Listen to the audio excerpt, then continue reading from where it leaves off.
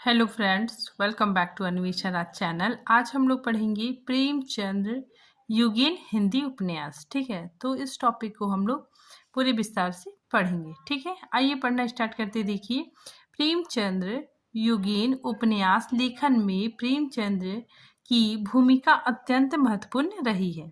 उन्होंने उपन्यास साहित्य को तिलिस्मी अयारी से बाहर निकालकर उसे वास्तविक भूमि पर लाकर खड़ा कर दिया। ठीक है, तो प्रेमचंद जी ने जब उपन्यासों की रचना की, ठीक है, तो उन्होंने जो पहले से चली आ रही जो मतलब प्रथा थी, ठीक है, तिलिस्मी अयारी, ठीक है, उससे बाहर निकलकर वास्तविक भूमि पर लाकर खड़ा कर दिया। ठीक है, जो वास्तविक समस्याएं थी, ठीक है, उसके आधार पर उपन्यास की रचना करते थे। ठीक है, देखिए आगे, उन्होंने अपनी रचनाओं में जनसाधारण की भावनाओं, परिस्थितियों और उनकी समस्याओं का मार्मिक चित्रण किया। ठीक है, तो वे क्या करते थे? जनसाधारण, ठीक है, जो आम जनता है, ठीक है, तो आम जनता की भावनाओं, उनकी परिस्थितियों, ठीक है, उनकी समस्याओं का मार्मिक चित्रण करते थे। समाज में नारी जीवन की दशा, बेमेल विवाह, प्रदर्शन प्रियता, शोषण और जाति पाति छुआछूत की घृणित परंपरा आदि को इन्होंने नैतिकतावादी, ठीक है, नैतिकतावादी चश्मे से देखने का प्रयास किया। ठीक है, फिर आगे देखिए, उन्होंने दहेज प्रथा, बेमेल विवाह आदि से उत्पन्न वैधव्य जीवन व वैश्यावृत्ति को समाज में घृणित अपराध के रूप में देखा। ठीक है, आगे देखिए, आचार्य हजारी प्रसाद द्विवेदी प्रेमचंद जी के बारे में कहते हैं। देखिए, आचार्य हजारी प्रसाद द्विवेदी ने प्रेमचंद का मूल्यांकन करते हुए लिखा है कि प्रेमचंद साप्ताहिक से पद दलित, अपमानित और उपेक्षित कृषकों की आवाज थे। ठीक है, तो ये कहना किसका है? तो आचार्य हजारी प्रसाद द्विवेदी जी का है। ठीक है, अगर हम इनके समय काल का बात करते हैं तो प्रेमचंद युगीन कब से कब तक माना जाता है? 1918 से 1936 ईस्वी तक मान्य है। आगे देखिए, हिंदी साहित्य में यह युग छायावादी युग के नाम से भी प्रसिद्ध है। ठीक है, हम लोग जानते भी है कि यह युग छायावादी युग था। ठीक है, तो इसीलिए हिंदी साहित्य में यह युग छायावादी युग के नाम से प्रसिद्ध है। आगे देखिए, छायावादी युग अपनी समस्त दुर्बलताओं के बावजूद नव जागरण का युग था। ठीक है, भाववेग, आदर्श प्रियता, राष्ट्रीय भावना, स्वच्छंदता आदि प्रवृत्तियां नव जागरण का ही सूचना देने वाली है। ठीक है, तो ये जो छायावादी युग था, ठीक है, ये भी नव जागरण का युग था। ठीक है, क्योंकि इस युग में भाववेग, आदर्श प्रियता, राष्ट्रीय भावना, स्वच्छंदतावाद आदि प्रवृत्तियां नव जागरण का ही सूचक है। ठीक है, आगे देखिए, इन प्रवृत्तियों से प्रेमचंद्र भी प्रभावित थे। गांधीवादी आदर्श जीवन प्रणाली तथा सत्य और अहिंसा के वे प्रबल समर्थक थे। ठीक है, तो जो प्रेमचंद जी है, ठीक है, ये गांधीवादी जीवन दृष्टि से काफी प्रभावित थी। ठीक है, और ये सत्य और अहिंसा के समर्थक थे। ठीक है, आगे देखिए, इनके उपन्यासों में गांधीवादी जीवन दृष्टि का प्रभाव देखने को मिलता है। अब देखिए, अब हम लोग प्रेमचंद्र का जीवन परिचय देखते हैं। ठीक है, देखिए, प्रेमचंद का जन्म 1880 ईस्वी में हुआ।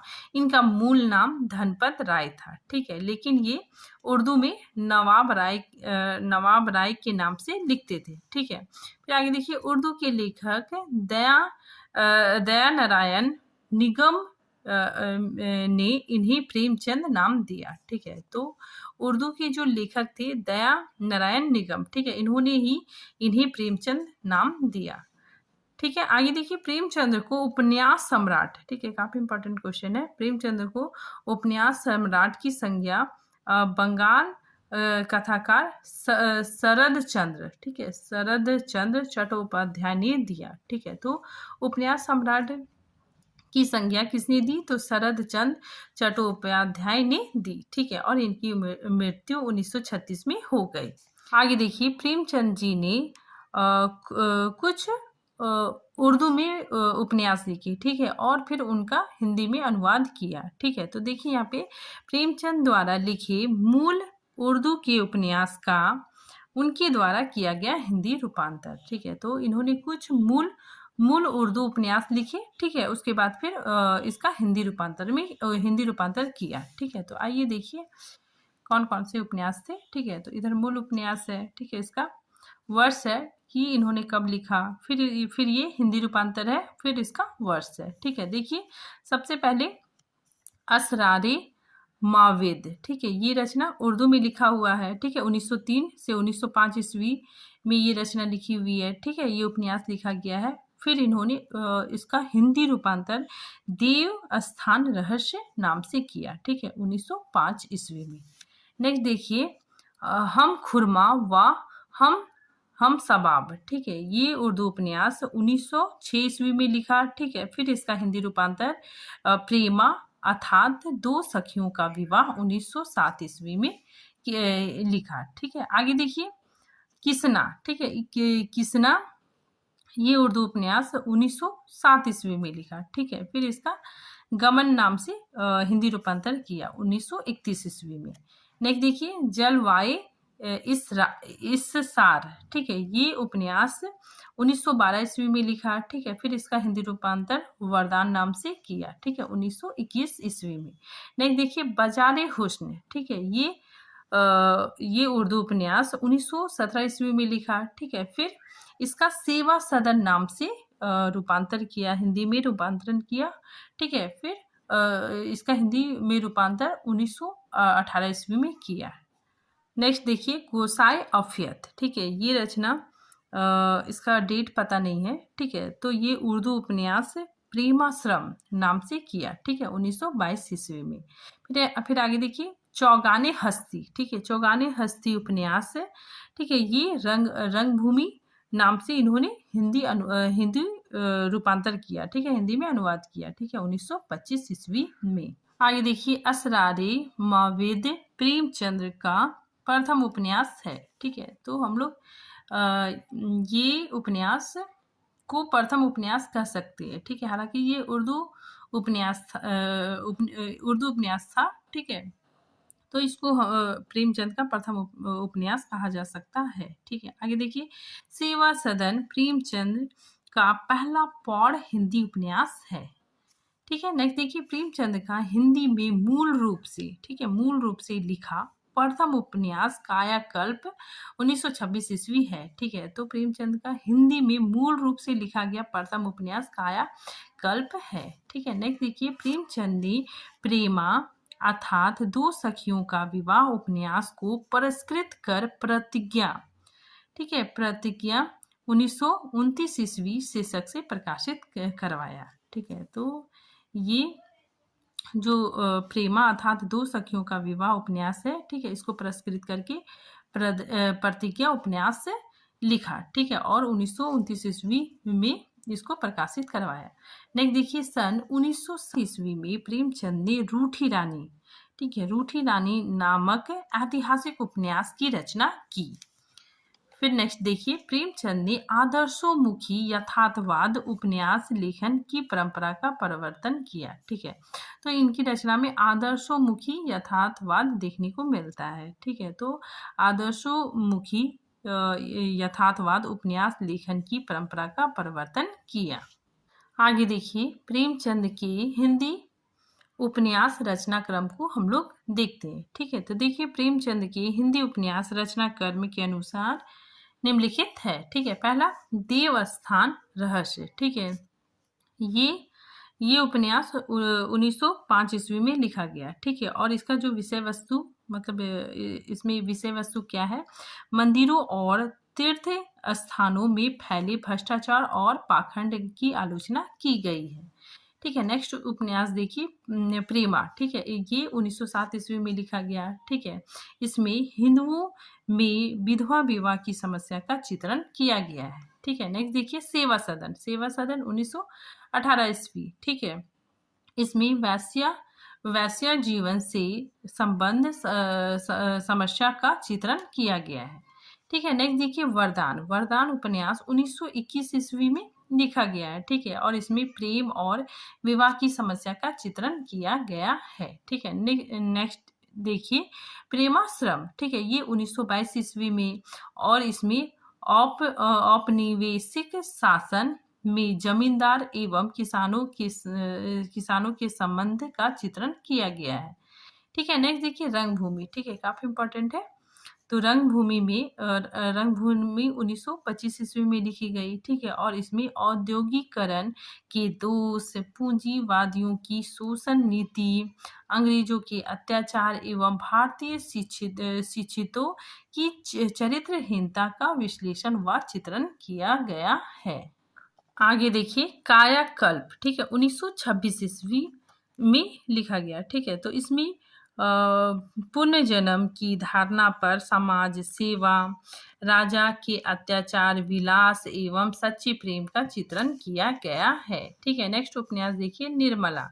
ठीक है, 1927 ईस्वी में ये लिखा गया। ठीक है, और इसमें दहेज एवं अनमिल विवाह की समस्या का चित्रण किया गया है। ठीक है, नेक्स्ट देखिए गबन। ठीक है, ये 1931 ईस्वी में प्रकाशित हुआ। ठीक है, इसमें मध्यवर्गीय जीवन की असंगति का यथार्थ मनोवैज्ञानिक चित्रण किया गया है। ठीक है, नेक्स्ट देखिए कर्म भूमि उपन्यास। ठीक है, ये सब काफी इंपॉर्टेंट है। तो कर्म भूमि उपन्यास 1933 ईस्वी, इसमें हिंदू मुस्लिम एकता, अछूतो उद्धार एवं दलित किसानों के उत्थान की कथा है। नेक्स्ट देखिए गोदान। ठीक है, काफी इंपॉर्टेंट है गोदान। ठीक है, तो इसमें किसानों जीवन का महागाथा। ठीक है, किसान जीवन का गाथा है एवं ऋण की समस्या का अंकन किया गया है। ठीक है, नेक्स्ट देखिए मंगलसूत्र। ठीक है, ये अधूरा उपन्यास है। ठीक है, ये 1948 ईस्वी में लिखा गया।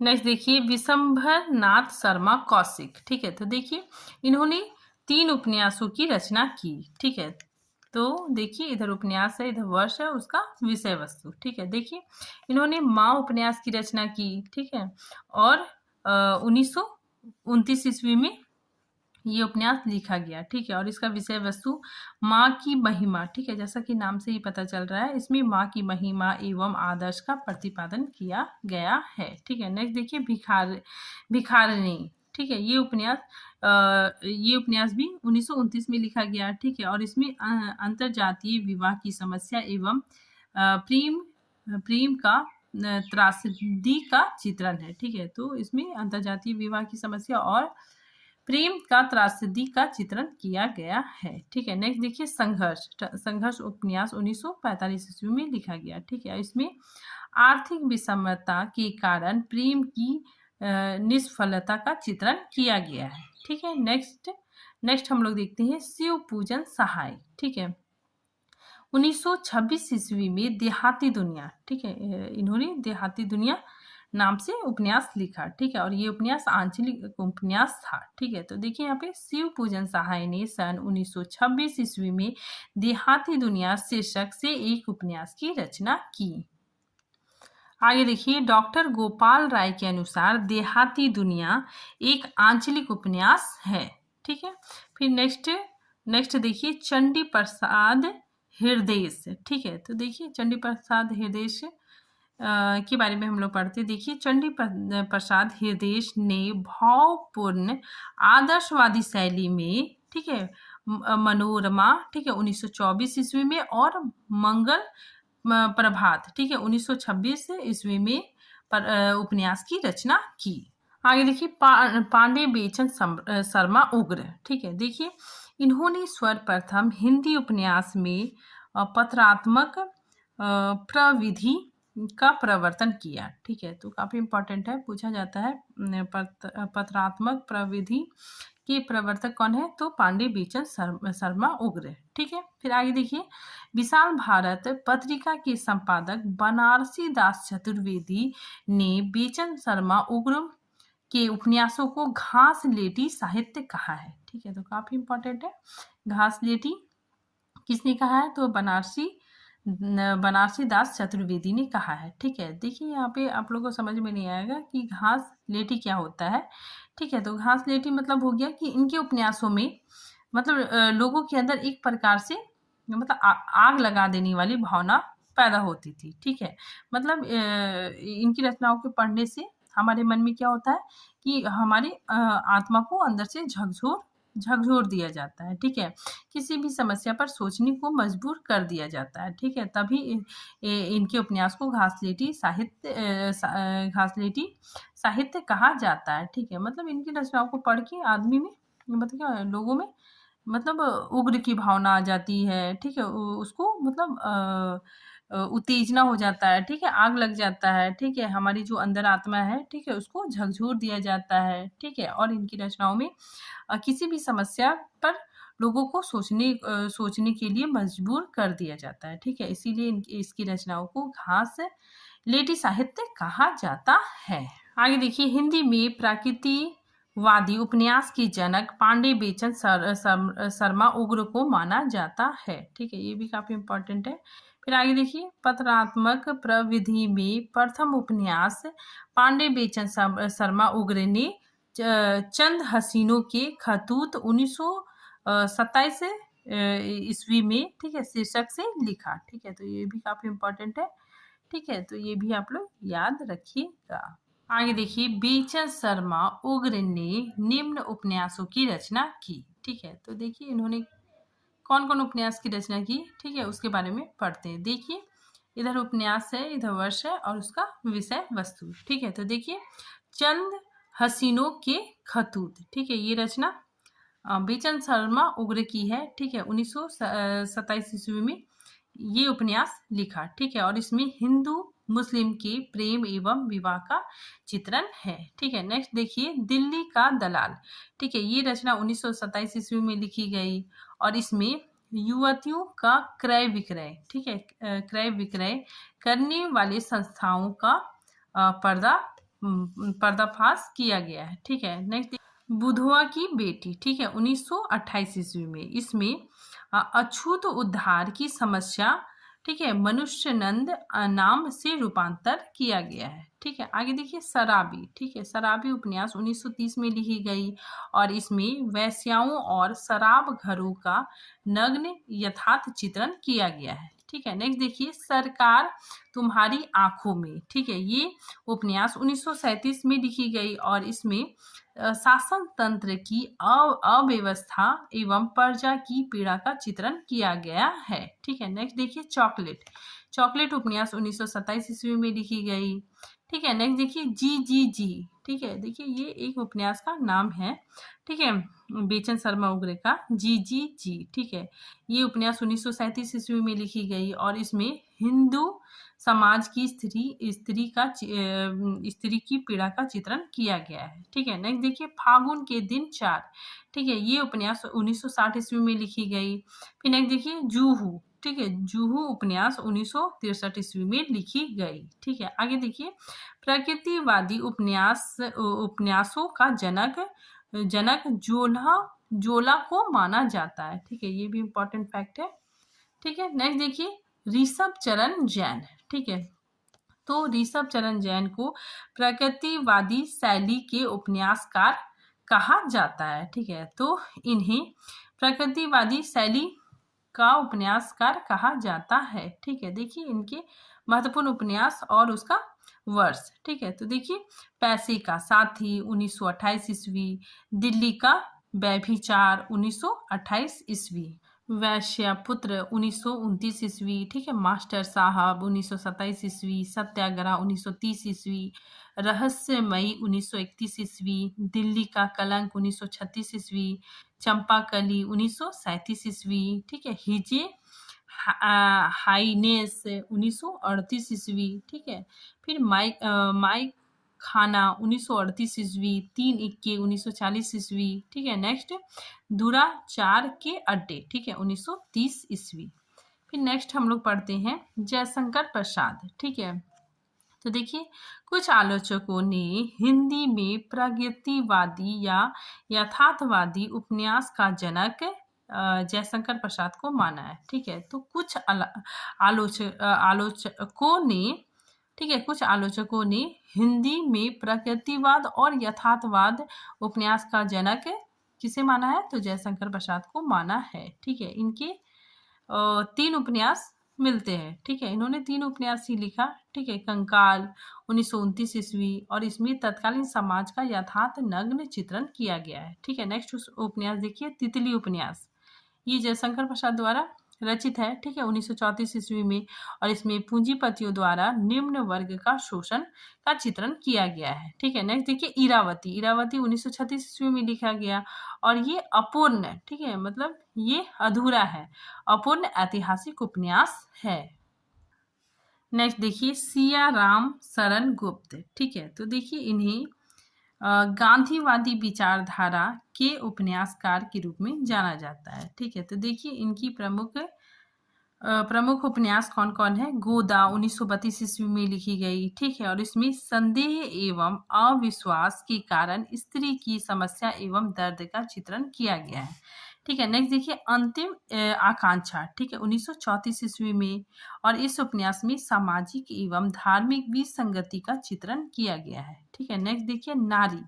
ठीक है, नारी ये सियाराम गुप्त जी का उपन्यास है। ठीक है, तो नारी उपन्यास 1937 ईस्वी में, और इसमें समकालीन हिंदू स्त्री की असहायता एवं विवशता का चित्रण किया गया है। नेक्स्ट देखिए, आचार्य चतुरसेन शास्त्री। ठीक है, देखिए आचार्य चतुरसेन शास्त्री को कुछ औपन्यासिक कृतियों के लिए प्रगतिवादी उपन्यासकार माना जाता है। ठीक है, तो इन्हें प्रगतिवादी उपन्यासकार माना जाता है। ठीक है, फिर देखिए इनके द्वारा रचित उपन्यास, वर्ष और उसका विषय वस्तु। ठीक है, तो सबसे पहले हृदय की परख उपन्यास। ठीक, ये 1918 ईस्वी में लिखा गया। ठीक है, और इसका विषय वस्तु, इसमें विवाह पूर्व प्रेम एवं अवैध संतान की समस्या का चित्रण किया गया है। ठीक है, नेक्स्ट देखिए, हृदय की प्यास 1931 ईस्वी। ठीक है, नेक्स्ट देखिए, अमर अभिलाषा। ठीक है, ये 1933 ईस्वी में लिखी गई, और इसमें विधवाओं पर होने वाले अत्याचार का चित्रण किया गया है। ठीक है, नेक्स्ट देखिए, व्यभिचार 1924 ईस्वी में लिखा गया, और इसमें इस उपन्यास में प्रेम के अमर्यादित एवं अश्लील रूप का अंकन किया गया है। ठीक है, नेक्स्ट देखिए, आत्मदाह। ठीक है, आत्मदाह 1937 ईस्वी में लिखा गया, और इसमें आजादी के लिए आंदोलन एवं देश प्रेम का चित्रण किया गया है। ठीक है, नेक्स्ट देखिए, प्रताप नारायण श्रीवास्तव। ठीक है, इनको गांधीवादी, ठीक है, मानवतावादी उपन्यासकार माना जाता है। ठीक है, इनके द्वारा रचित उपन्यास विदा। ठीक है, 1927 ईस्वी, और इसमें भारतीय एवं पाश्चात्य सभ्यता का समन्वयन किया गया है। ठीक है, बताया गया है। फिर आगे देखिए, विजय 1937 ईस्वी में, और इसमें बाल विधवा समस्या का चित्रण किया गया है। ठीक है, नेक्स्ट देखिए, विकास। विकास उपन्यास 1938 ईस्वी में लिखा गया, और इसमें उच्च वर्ग की विलासिता का चित्रण किया गया है। ठीक है, नेक्स्ट देखिए, राधिका रमन प्रसाद सिंह। ठीक है, देखिए इनके द्वारा लिखित प्रसिद्ध उपन्यास राम रहीम 1936 ईस्वी, पुरुष और नारी, संस्कार 1942 ईस्वी, चुम्बन और चाटा 1956 ईस्वी। अब आगे देखिए, सूर्यकांत त्रिपाठी निराला। ठीक है, इनके द्वारा लिखित प्रसिद्ध उपन्यास, ठीक है, अप्सरा 1931 ईस्वी में लिखा गया। ठीक है, अलका 1933 ईस्वी में, निरूपमा 1936 ईस्वी में, नेक्स्ट प्रभावती 1936 ईस्वी में, चोटी की पकड़ 1946 ईस्वी में, और काले करनामे, ठीक है, ये अधूरा उपन्यास है। ठीक है, ये 1950 ईस्वी में लिखा गया। ठीक है, नेक्स्ट देखिए, गोविंद बल्लभ पंत। ठीक है, देखिए इनके द्वारा रचित उपन्यास सूर्यास्त 1922 ईस्वी, प्रतिमा 1934 ईस्वी, मदारी 1935 ईस्वी, एक सूत्र 1946 ईस्वी। ठीक है, तो ये उपन्यास गोविंद बल्लभ पंत द्वारा रचित है। नेक्स्ट देखिए भगवती प्रसाद वाजपेयी, ठीक है, इनके द्वारा रचित उपन्यास प्रेम पथ 1926 ईस्वी, अनाथ पत्नी 1928 ईस्वी, मुस्कान 1929 ईस्वी, प्रेम निर्वाह 1934 ईस्वी। नेक्स्ट देखिए पतिता की साधना 1936 ईस्वी, चलते चलते 1951 ईस्वी, ठीक है, टूटते बंधन 1963 ईस्वी। ठीक है, आगे देखिए डायरी प्रविधि का हिंदी में प्रवर्तन आदित्य प्रश्न राय के उपन्यास मुन्नी की डायरी से माना जाता है। ठीक है, इसका प्रकाशन सन 1932 ईस्वी में हुआ। ठीक है, मतलब डायरी प्रविधि मतलब क्या हो गया कि एक ऐसा उपन्यास जिसमें डायरी लेखन नजर आता है। ठीक है, तो ये कौन सा उपन्यास था? मुन्नी की डायरी। ठीक है, और ये 1932 ईस्वी में इसका प्रकाशन हुआ। नेक्स्ट देखिए सहयोगी उपन्यास लेखन। ठीक है, सहयोगी उपन्यास लेखन मतलब मिलकर लिखना। ठीक है, तो सहयोगी उपन्यास लेखन की शुरुआत 1927 ईस्वी में भगवती प्रसाद वाजपेयी, वृंदावन लाल वर्मा और शंभु दयाल सक्सेना के उपन्यास त्रिमूर्ति से माना जाता है। ठीक है, तो इसमें ये तीनों लोग मिलकर, ठीक है, आपस में सहयोग करके उपन्यास लिखते हैं। ठीक है, तो इसी वजह से इसे त्रिमूर्ति माना जाता है। ठीक है, और ये सहयोगी उपन्यास लेखन की शुरुआत 1927 ईस्वी में हुई। ठीक है, और इसमें भगवती प्रसाद वाजपेयी, वृंदा लाल वर्मा और शंभु दयाल सक्सेना ने लिखा था। ठीक है, फिर आगे देखिए वृंदा लाल वर्मा। ठीक है, ये ऐतिहासिक उपन्यासकार माने जाते हैं। ठीक है, तो ये ऐतिहासिक उपन्यासकार माने जाते हैं। ठीक है, इनके द्वारा रचित उपन्यास गढ़ कुंडार, विराट की पद्मिनी, झांसी की रानी, मिर्ग नयनी, ठीक है, टूटे कांटे, माधव जी सिंधिया आदि इनके ऐतिहासिक उपन्यास है। ठीक है, आगे देखिए इनके द्वारा रचित सामाजिक उपन्यास। ठीक है, इनके द्वारा रचित सामाजिक उपन्यास कौन कौन सा है? संगम, लगन, परतैगत, कुंडली चक्र। ठीक है, फिर आगे हम लोग पढ़ते हैं श्रीनाथ सिंह। ठीक है, इनके द्वारा रचित उपन्यास कौन कौन है? देखिए उलझन 1922 ईस्वी, क्षमा 1925 ईस्वी, ठीक है, एकाकिनी 1927 ईस्वी, प्रेम परीक्षा 1927 ईस्वी, ठीक है, जागरण 1937 ईस्वी, प्रजामंडल 1941 ईस्वी, ठीक है, एक और अनेक 1951 ईस्वी और अपहता 1952 ईस्वी। ठीक है, फिर आगे देखिए इन सभी उपन्यासों में प्रेमचंद युगीन यथार्थवादी प्रवृत्तियां लक्षित होती है। ठीक है, तो ये सभी उपन्यासों में प्रेमचंद्र युगीन यथार्थवादी प्रवृत्ति देखने को मिलती है। ठीक है, तो ये सारे जो उपन्यासकार है, ठीक है, ये प्रेमचंद्र युगीन उपन्यासकार है। ठीक है, तो आज ये टॉपिक यहीं पे खत्म होता है। ठीक है, तो मिलते हैं नेक्स्ट टॉपिक के साथ, तब तक के लिए थैंक यू।